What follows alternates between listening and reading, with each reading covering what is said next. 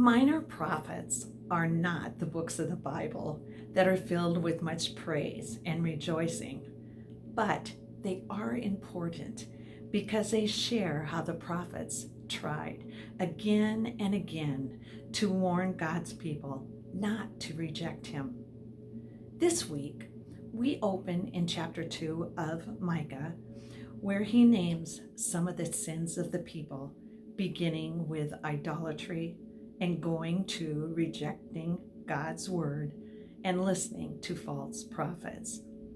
Micah spoke against prophets who encouraged the people to feel comfortable in their sin. A true teacher of God speaks the truth, regardless of what the listener wants to hear.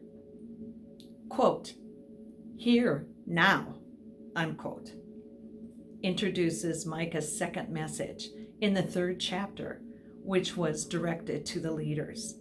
He used 3 pictures to describe their sins. Hunters was the first description, where they treated the people like animals instead of caring for them.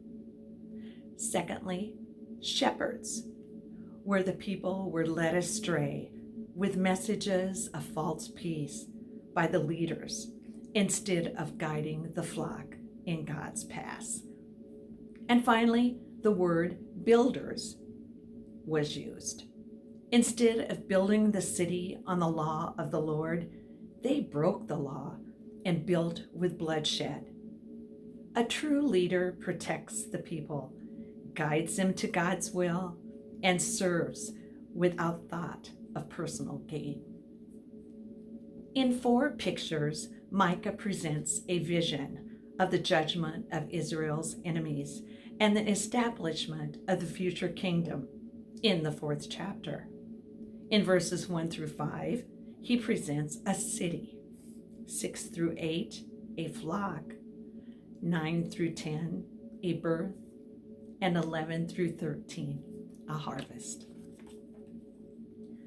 Micah accurately predicted Christ's birthplace hundreds of years before Jesus was born. Chapter 5 provides one of the clearest Old Testament prophecies of Christ's coming.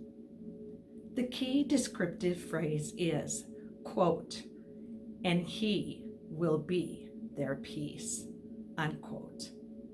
Because of Christ's first coming, we can experience peace with God, with no more fear of judgment and no more conflict and guilt. The Messiah will win a victory over his own people, purge them of their sins, and make his people victorious and fruitful. The final chapter of the week is the 6th.